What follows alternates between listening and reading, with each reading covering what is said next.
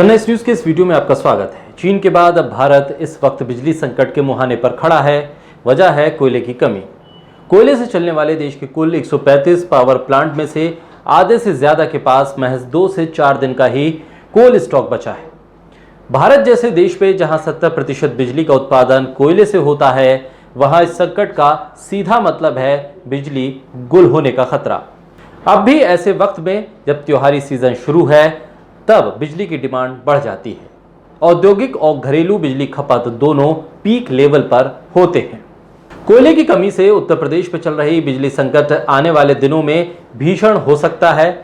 Power corporation के अधिकारियों के मुताबिक 15 अक्टूबर से पहले कोयले की सप्लाई में किसी भी तरह की सुधार की स्थिति नहीं दिख रही है। उमस और बिजली की मांग बढ़ने की वजह से उत्तर प्रदेश के ग्रामीण इलाकों से लेकर शहरी इलाकों में एक भयंकर रूप से बिजली की कटौती हो रही है। ग्रामीण इलाकों में घोषित रूप से 4 से 5 घंटे की कटौती हो रही है, तो शहरी इलाकों में अघोषित रूप से घंटों तक बिजली सप्लाई कट हो रही है। हालात इसी तरह रहे तो शहरों में भी घोषित कटौती करनी पड़ सकती है। प्रदेश में मौजूदा समय में बिजली की मांग 20,000 से 21,000 मेगावाट के बीच है। वहीं सप्लाई सिर्फ 17,000 मेगावाट तक हो पा रही है। सबसे अधिक बिजली कटौती पूर्वांचल और मध्यांचल के ग्रामीण इलाकों में हो रही है। दिल्ली के लोगों को जुलाई 2012 के आखिरी दिन जरूर याद होंगे। उत्तर और पूर्वोत्तर भारत की एक बड़ी आबादी अंधेरे में रहने को मजबूर थी। कारण था ग्रिड का फेल होना। 30 जुलाई 2012 के ब्लैकआउट से 40 करोड़ लोगों को प्रभावित किया था। अगले दिन जो ब्लैकआउट हुआ, उसकी गिनती दुनिया के सबसे बड़े ब्लैकआउट के तौर पर हो रही है। दिल्ली एक बार फिर कुछ उसी तरह के संकट से 2-4 हो सकती है। और इसको देखते हुए दिल्ली के मुख्यमंत्री अरविंद केजरीवाल ने प्रधानमंत्री को पत्र भी लिखा है। देश में कोयले की कमी ने बिजली उत्पादन पर तगड़ा असर डाला है।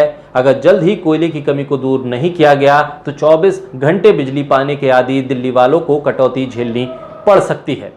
दिल्ली देश के उन गिने चुने राज्यों में से है जहां 24 घंटे बिजली सप्लाई होती है। 3 साल पहले मई में भी कोयले की कमी हुई थी। उस वक्त दिल्ली खुद को मिलने वाली सारी बिजली की खपत कर रही थी।